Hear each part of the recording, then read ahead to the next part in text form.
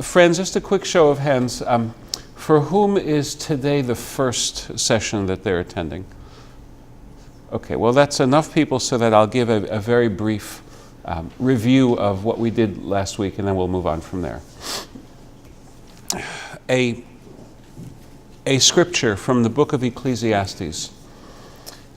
Whenever I give you a scripture, I like to give you the Hebrew original and then the translation.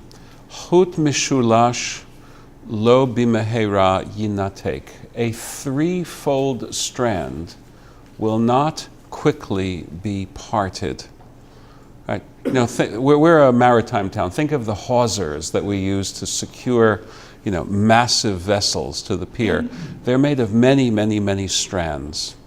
Well, how many strands is the minimum for a well-woven strand? The Bible says 3. Chut mishulash, a threefold strand not quickly parted. So I'm using this in a metaphorical sense because the 3 strands, fountains of religious insight in biblical Israel, were Kohen, Navi, and Chacham. Kohen, you know the word Cohen? You know someone whose last name is Cohen? Someone told me there's a football player whose last name is Cohen nowadays. African-American guy named Cohen. I don't follow football much, but anyway, I'd like to ask him about his priestly lineage. Thank you, Will. Thank you very much. Will has copies for our delectation today. The copies include an outline and also a 4-page insert from a masterful survey of biblical Israelite religion by the great 20th century scholar Yechezkel Kaufman, called The Religion of Israel. So that's what you'll be receiving. If I could just get one copy of that too. I think you put one right there. But I'm tethered, so I can't walk very far. And last week's, if you missed, are up on the piano. Very good, thank you. So the Kohen is the priest. What's the priest in charge of in the Bible? Priest is in charge of the cultic aspects of our religious life. Not in Judaism today, but we do have an echo of this in the Christian Mass, is the sacrifice. And the priest was the professional in charge of the sacrifice. Just incidentally, the sacrificial system completely disappeared in Jewish life after the Roman destruction of the Second Temple in the year 70 of the Christian era. And the reason for that total disappearance is that Jews interpret Deuteronomy chapter 12, do not worship God in any old place, under any leafy tree or on any hilltop, but rather in the one place where God will cause God's name to be in residence. We interpret that to mean only in the temple in Jerusalem were we to offer the animal sacrifices and nowhere else.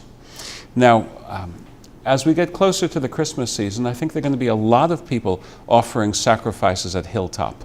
Not to mention Lynn Haven and MacArthur and the other shrines of our capitalist age. But didn't they offer sacrifices in places beyond the temple and the Bible as well? Yes, and it's criticized, especially by the books that reflect the spirit of the book of Deuteronomy, book of Kings, for example, book of Jeremiah, all of which may come from the same circle. Just let's make a note for ourselves.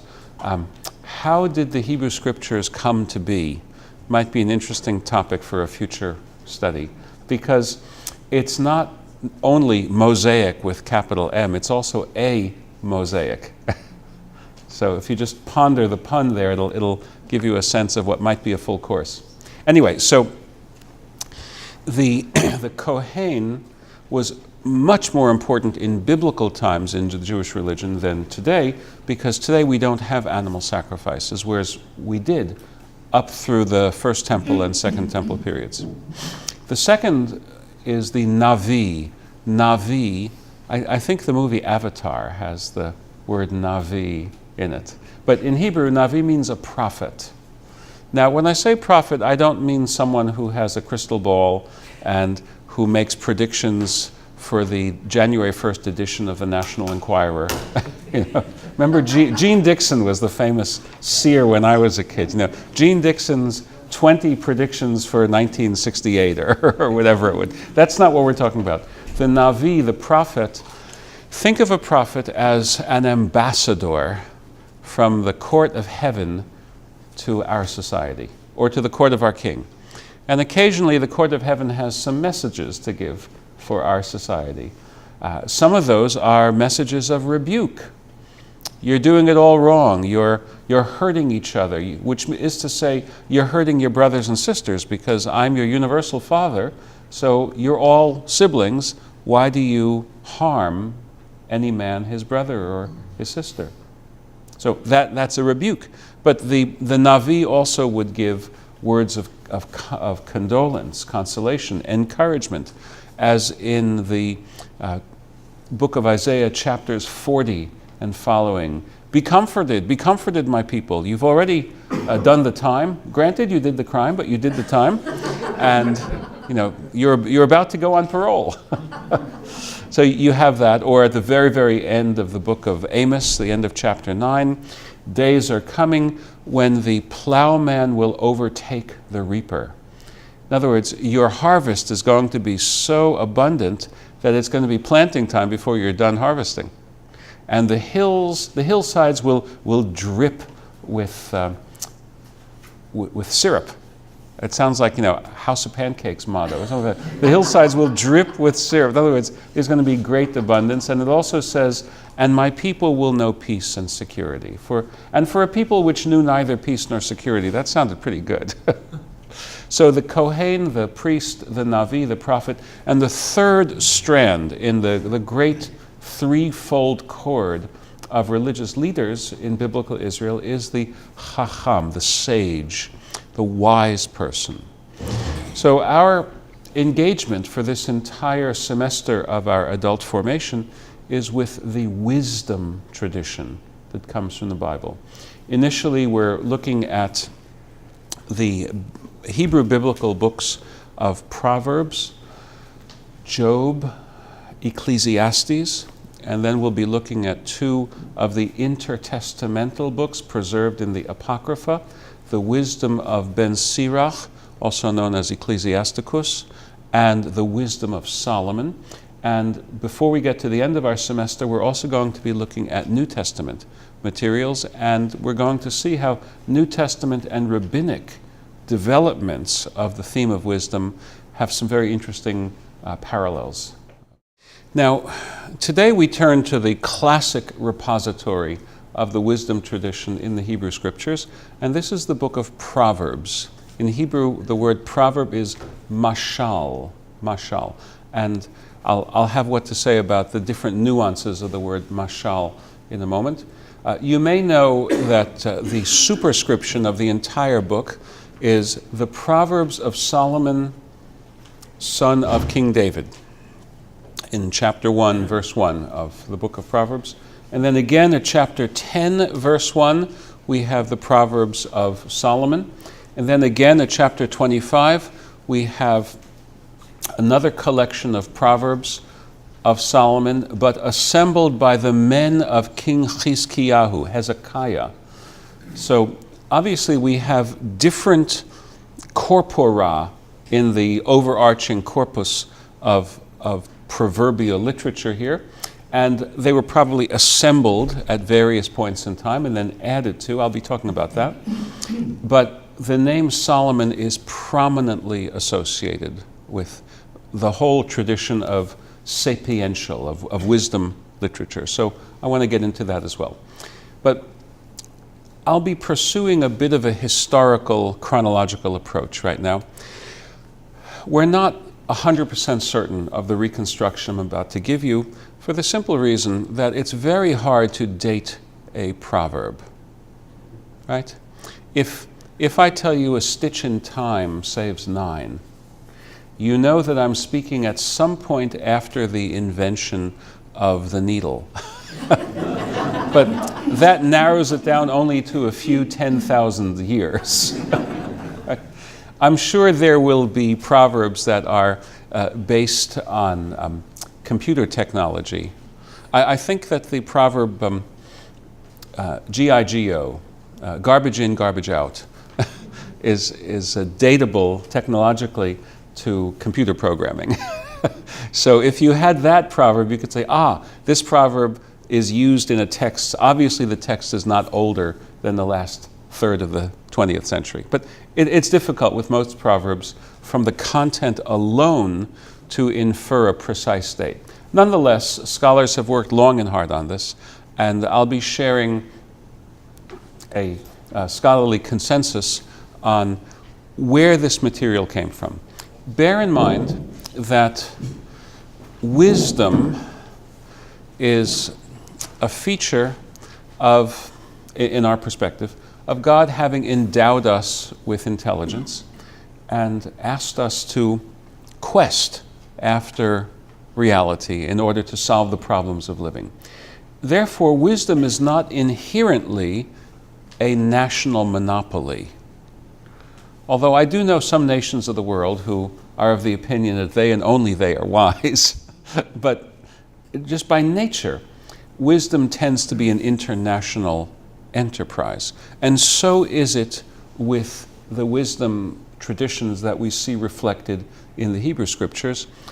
In the last century or so, archaeologists and other students of the ancient world have uncovered Egyptian and Semitic texts that are, in some cases, very close to the biblical material. In some places, close enough for us to see that there's a common tradition.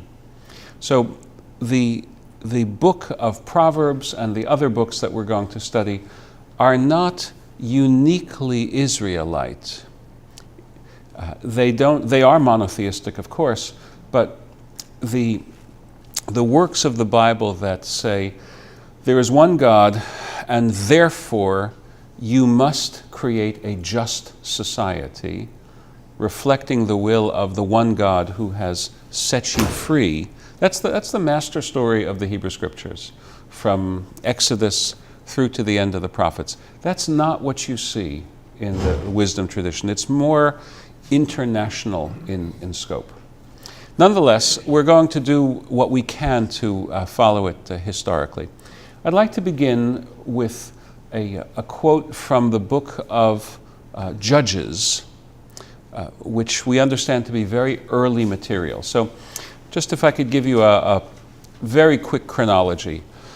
The time of the patriarchs, Abraham, Isaac, Jacob, let us say 3.5 millennia ago, 1500, 1400 before the Common Era, before the beginning of the Christian era. Then a descent into Egypt. We have corroboration from Egyptian sources that there was a period of migration of many different Semitic groups into Egypt. There was even an assumption of power by a non-Egyptian group called the Hyksos. Maybe this is connected with the legend of the Pharaoh who was kindly to Joseph.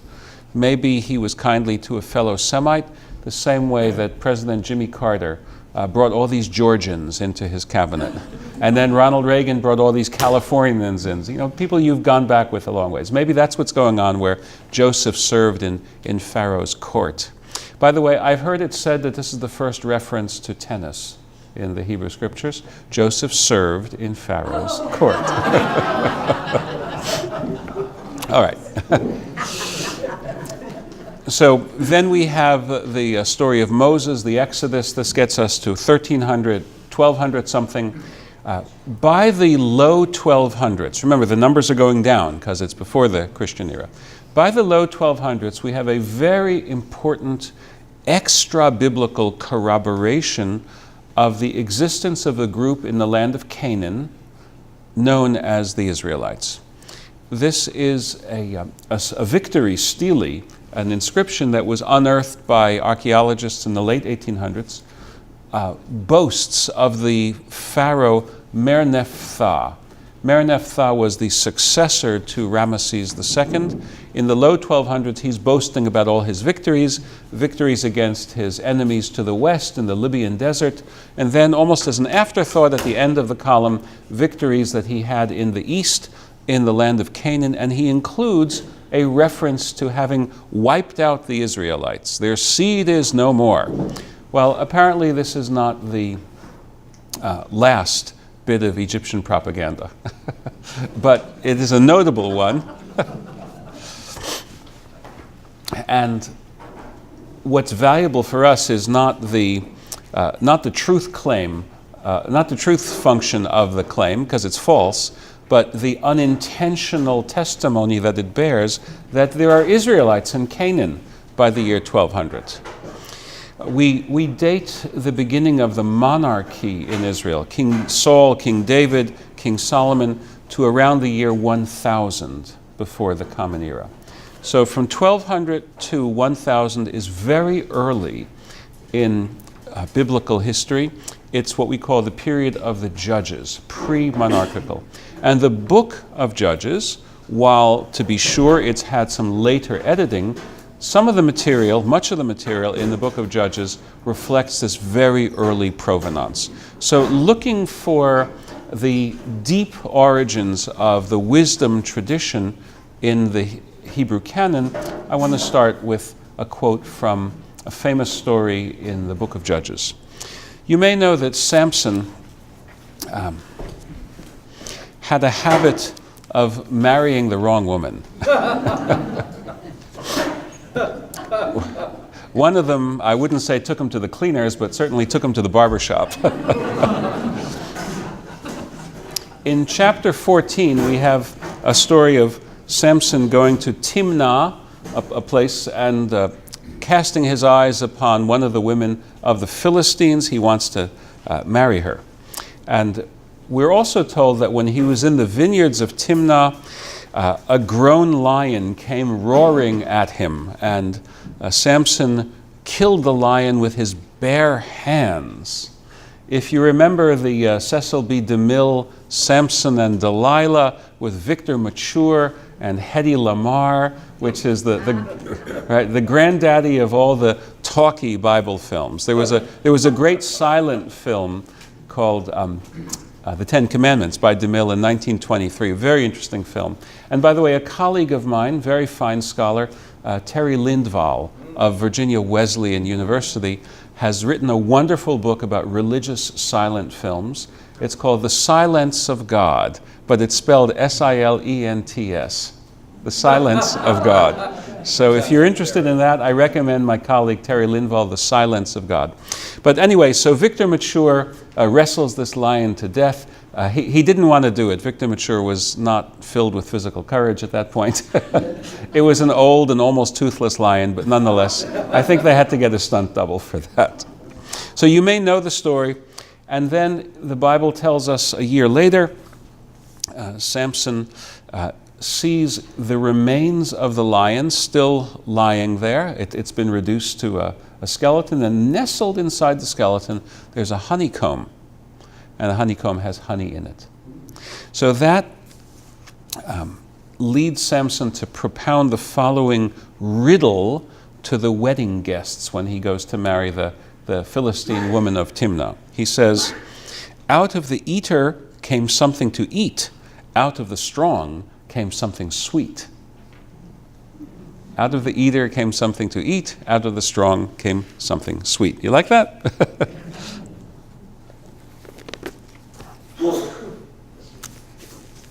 It's Judges 14:14, and the Hebrew sounds good too. Me ha'ochel yatsa ma'achal, ume'az yatsa matok. So there's a certain wordplay here. And they couldn't answer it, so they pressured the bride to get the answer, and she played this famous game. You know, she turned on the faucet. "You don't really love me. If you really loved me, you would tell me the answer to your riddle." You know, this is not going to end well. So he tells her, she tells the Philistines, who are kind of behaving rather thuggish towards her. They guess the riddle. He's out a whole set of fancy threads because that was the wager. He's rather angry. So what is sweeter than honey? What is stronger than a lion? Is the answer that they finally give. In other words, they propound that in in wisdom riddle form as well. You may know that there was a tradition in different cultures of riddles designed to exercise the mind. The Anglo-Saxons, for example, had a great fondness of riddles. My father was a great student of the Italian Renaissance and the Jewish participation in the Renaissance, and he once showed me a whole group of wedding riddles in Hebrew created by Italian Jews. So the riddle is a wedding entertainment genre going way back. So let me ask you, what is sweeter than honey and what is stronger than a lion? The answer, which is very appropriate to a wedding, is found in the Song of Songs, which is all about love. So in the Song of Songs, chapter 8, verse 6, very famous, set me as a seal upon your heart. You know, it's a very, very beautiful and famous one. It says, Ki azah kamavet ahava. Love is as strong as death. You may know that quote.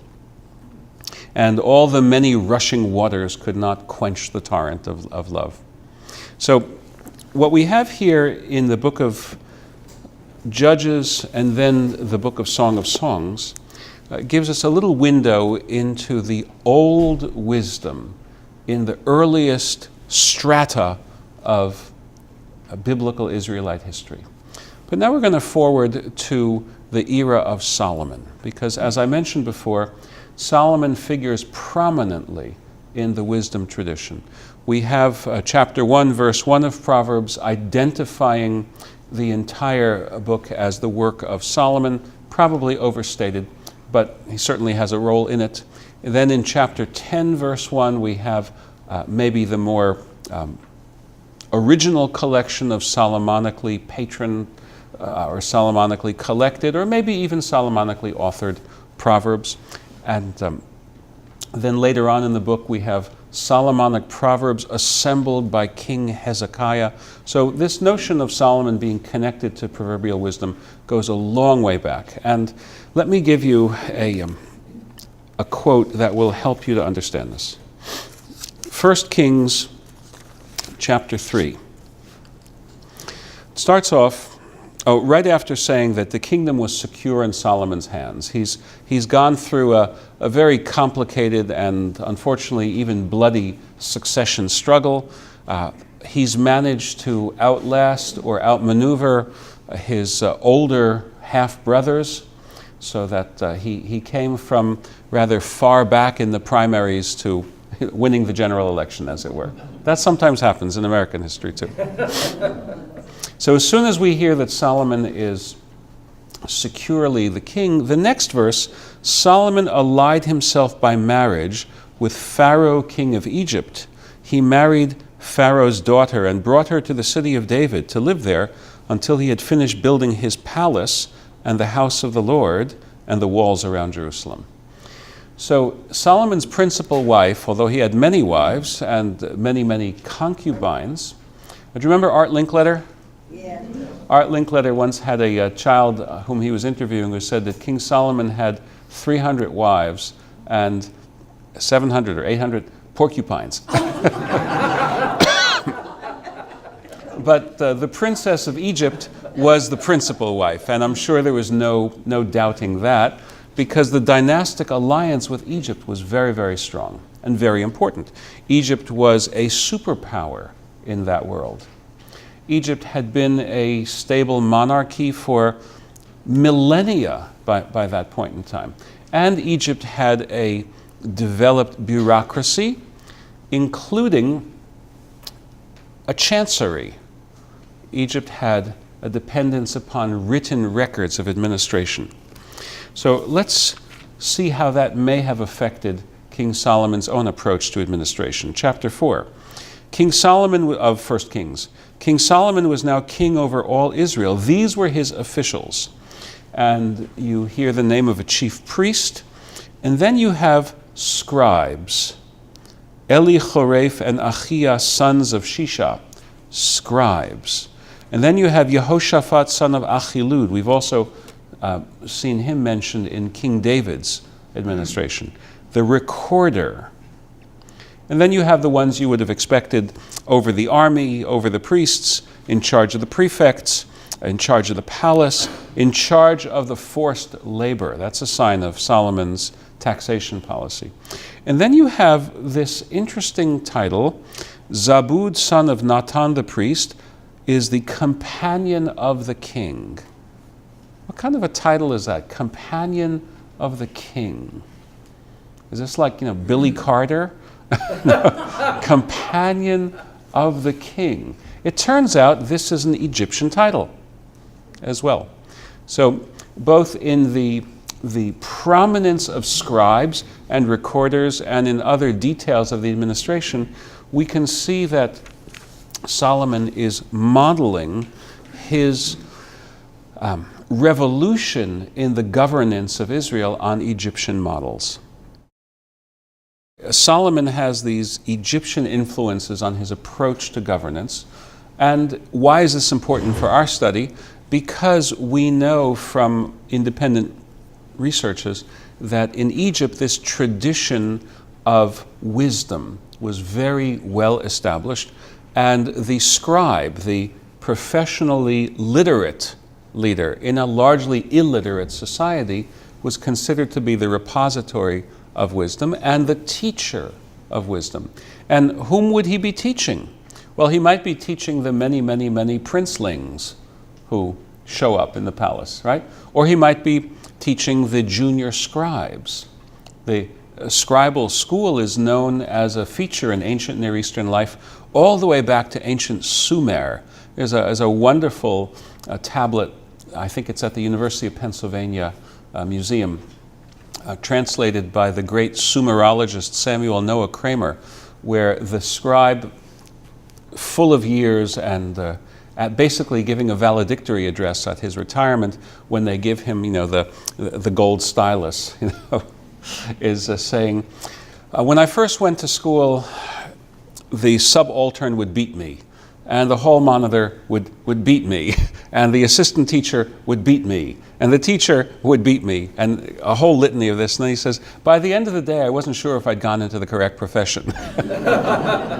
So I came home, and my father said to me, why is your countenance fallen? And I told him, and he said, we need to do something about this. He invites the head teacher to the house. He has me serve him wine and mead and extra rations, and takes real good care of him, and says, you're such a wonderful teacher.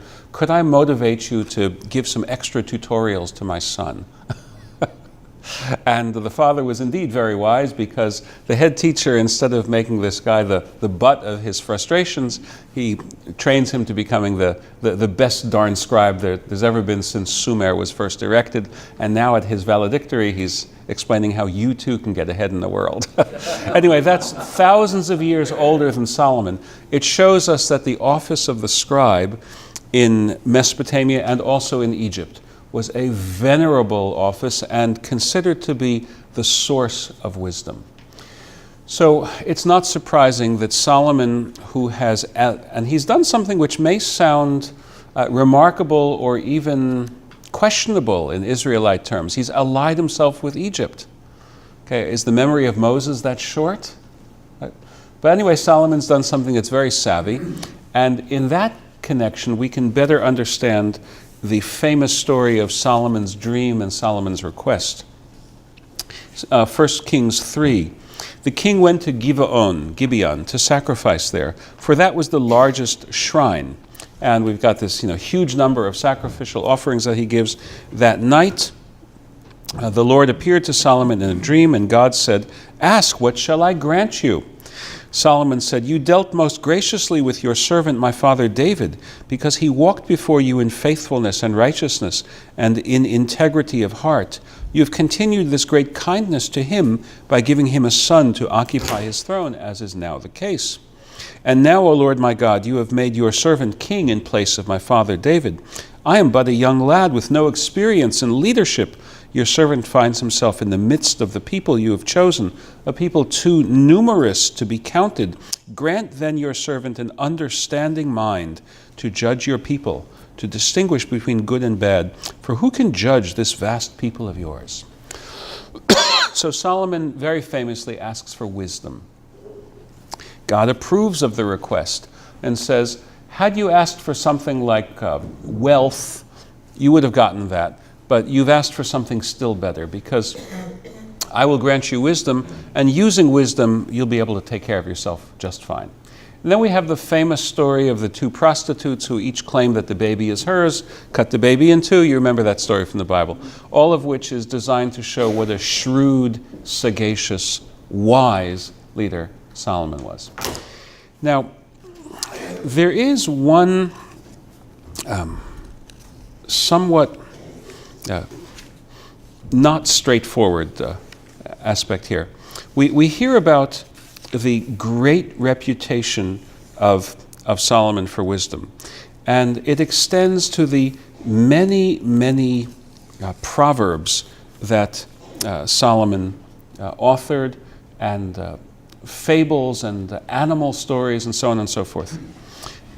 You hear chapter 4, verse 10, Solomon's wisdom was greater than the wisdom of all the Kedemites, which means people living in the eastern part of the Fertile Crescent, and the wisdom of the Egyptians. He was the wisest of all men, and we have a list of other wise men, wiser than whom Solomon was. It says, he composed 3,000 proverbs, and his songs numbered 1,005. He discoursed about trees, from the cedar in Lebanon to the hyssop that grows out of the wall. In other words, from the largest to the smallest. He discoursed about beasts, birds, creeping things, and fishes. Men of all peoples came to hear Solomon's wisdom, as in the Queen of Sheba story. She propounds riddles, he successfully answers them. But what's intriguing about this? If you look at the book of Proverbs, you do not have Proverbs about the taxonomy of the plant kingdom or the animal kingdom. You don't have these lists of facts about the natural world.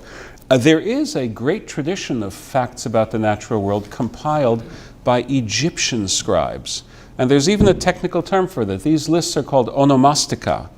And you could read them today. They are facts about the natural world that the Egyptians were happy to present, because they were trying to understand that there's an order that animates all the multitudinous phenomena of life. We would call this a proto-scientific quest. They were, I would even say, passionately curious. They wanted to say, all the many different things of life that we're observing, there's some order that regulates this. And almost by a kind of a brute force assembling of data points, they were going to make it possible for them to discern what this order was. That's missing in the book of Proverbs, which tells us that the compiler of the book of Kings, which makes this boast about Solomon, is not referencing directly the book of Proverbs. Because in the book of Proverbs, you don't have these kinds of proverbs. Isn't that interesting? But I wouldn't worry about it. It doesn't make me lose sleep at night. Other things make me lose sleep at night, not that. Because with that, please. Well, just because you're talking about the book of Proverbs is showing how to live with a certain mastery of issues of life, the taxonomy probably might not have been appropriate. Yes, that's true. Could you repeat that? Yes, maybe the reason why you don't see the Israelite parallel to the Egyptian onomastica in the book of Proverbs is that the goal of the book of Proverbs is different than the goal of the compilers of the onomastica. And certainly it is. But what we're trying to do is run this film backwards, in a sense. We want to understand how these traditions became crystallized. So it seems to me that we have not one, but two different currents in the stream, maybe even more than two different currents in the stream about King Solomon, one of which attributes the Proverbs, or many of the Proverbs, not all of them, in the book of Proverbs, directly or indirectly to Solomon, and another current which credits him with other examples of wisdom which are not found in the book of Proverbs. So cumulatively, what we have is a strong sense from different parts of society that Solomon was blessed, you could even say the word graced, by having this divine gift of wisdom. And that allowed him, first and foremost, to be a successful ruler and to preside over a kingdom that remained at peace for 40 years. Now find me any 40 years from that point until today when the Near East has enjoyed 40 years of uninterrupted peace. Maybe there were some times during the Pax Romana, but not a lot. So King Solomon's accomplishment is not a small accomplishment. By the way, it was at a very heavy price. The taxation burden was crushing, and eventually it led to the splitting of the kingdom. But that's for another day. Wisdom has a certain practical focus in the ancient Near Eastern tradition, how to help you face the challenges of life. Whether those challenges be of a social nature, how to function in a family setting, in a village setting, in the new setting of a monarchy, and we see that in parts of the book of Proverbs. And then later on, we're going to get to this at later points in our semester, how to handle the inevitable disappointments of life. The book of Proverbs is remarkably optimistic, I must say. It's not exactly a cookbook, but it seems to exude a confidence that, get this down and have a better life. Now, we're going to see that gets challenged on two different accounts, and most powerfully and even painfully in the book of Job, and then in the book of Ecclesiastes, Kohelet, which are also part of this wisdom tradition.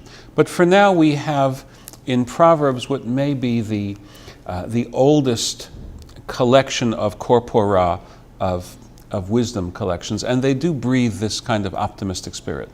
Now, I mentioned before that we have a whole chunk of Proverbs that comes from King Hezekiah. What's important about him? There were lots of kings of Israel and lots of kings of Judah.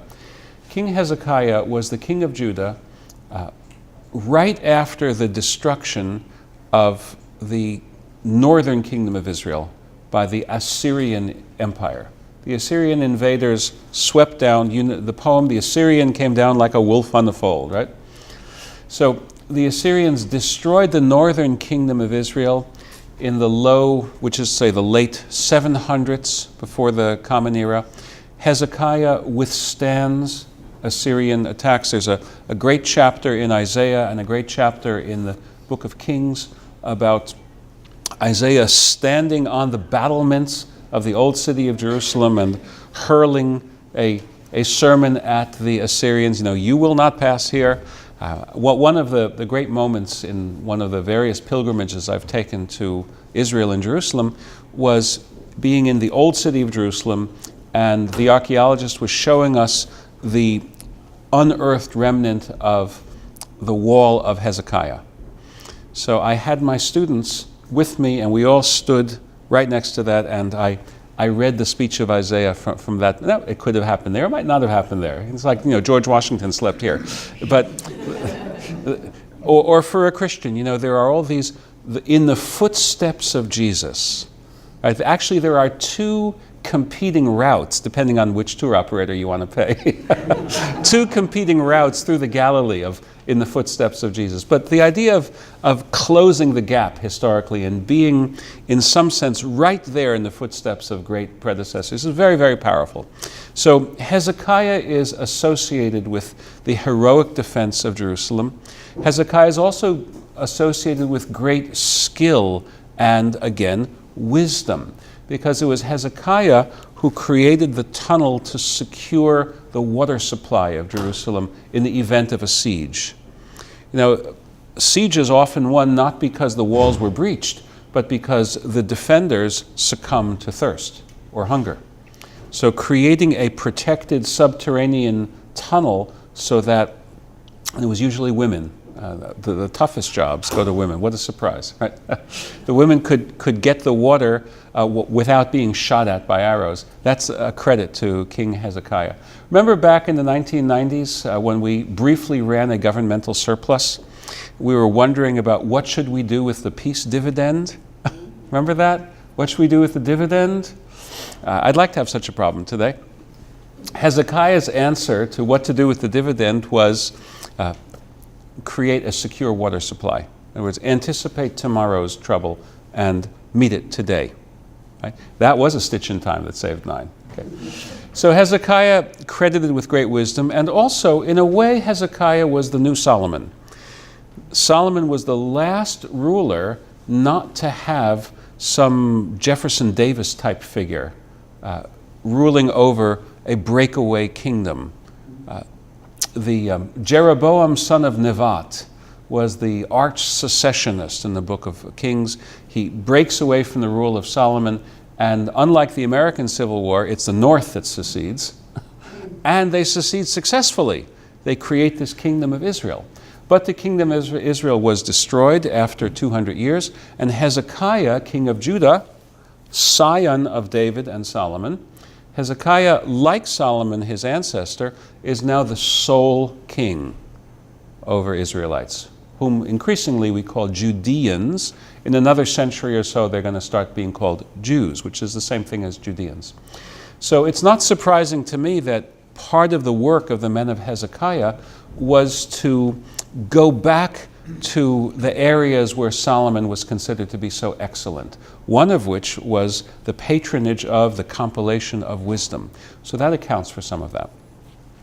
Now, looking again at the composition of the book of Proverbs from an historical perspective, we've now covered a number of centuries, from pre-monarchical wisdom to the wisdom of Solomon to the wisdom of later kings.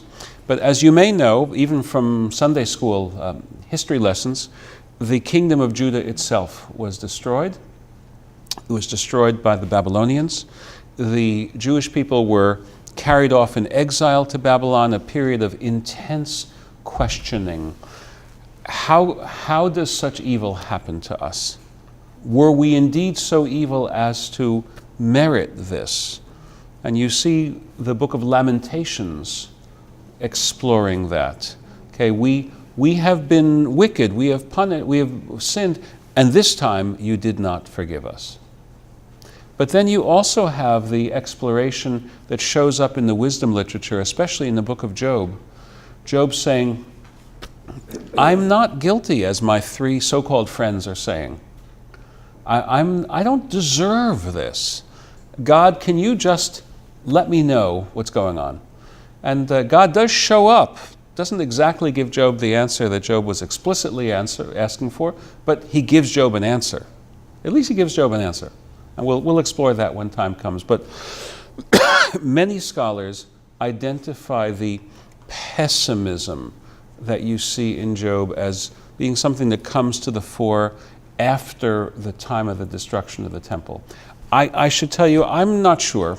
There are plenty of examples from earlier in biblical history when a pessimistic mindset could find expression, but certainly at a national level, you have this sense of anxiety. Are we really at the end of the road? What must we do? Showing up in the time of the exile. But critically, there's one more time that we need to consider, and this is maybe the last part of the compositional process of the book of Proverbs. And this is what we call the Persian period. After only a couple of generations, the Babylonians themselves were conquered by a new rising empire, the empire of the Persians and the Medes. Cyrus the Great, the great conqueror, defeats the Babylonians and gives the Jews a historic edict saying, you may go back to Judah, you may rebuild the house of the Lord in Jerusalem. This is found at the very end of very end of 2 Chronicles, rather, which in the rabbinic canonization process is the last book of the Bible. The rabbinic editing process has a kind of a Zionist orientation. The very, very last word of the Bible in the Jewish understanding is V'ya'al, let him go up to Jerusalem. But it's not the last event recorded in the Hebrew Scriptures. We have the book of Ezra, which starts there. Ezra, remember, has 2 jobs. He's a Kohen, he's a priest of the old Hebrew priestly family, and he's a sofer, he's a scribe. He's a bureaucrat who has administrative office under the Persians. So in the reconstitution of the national life of the Israelites, they get reconstituted as a province in the Persian Empire, not as an independent state. And they learn to live that way. So the scribe becomes a newly important character in the spiritual and intellectual life of the Jewish community. So much so that in rabbinic tellings of Jewish history, the era of the scribes, Tikufat HaSofrim, Tikufat HaSofrim, is considered the successor to the biblical period. So the scribe is a newly important leader, and we believe that the beautiful, large-scale compositions of the first 9 books of the book, nine chapters of the book of Proverbs, reflect this preeminence of the professional sage, so that we have developments that wisdom is personified. There's Dame Wisdom, Lady Wisdom, who is calling to people the way that a prophet might be calling to people and saying, follow me and get wise. Don't follow me and stay stupid. And you know what will happen then? No good end comes to people who opt to follow Dame Folly instead of Dame Wisdom. So you have this chapter where Dame Folly is a skilled, honey-tongued seductress. You'll spend your last money on her, and then you'll end up broke and belatedly wise. So wouldn't you rather not be belatedly wise? Wouldn't you rather be wise when there's still time to live the right way? So follow Dame Wisdom and not Dame Folly. Many scholars, it's not a matter of proof, but many scholars believe that these last strata of the book of Proverbs, which are the first chapters, are the product of this last great era of biblical scholarship. Again, an earlier chapter could be the product of a later author. Simple proof. Let's say we were creating an anthology of American history today, and you have the great Charles Beard essay on the U.S. Constitution, which is about 80 years old.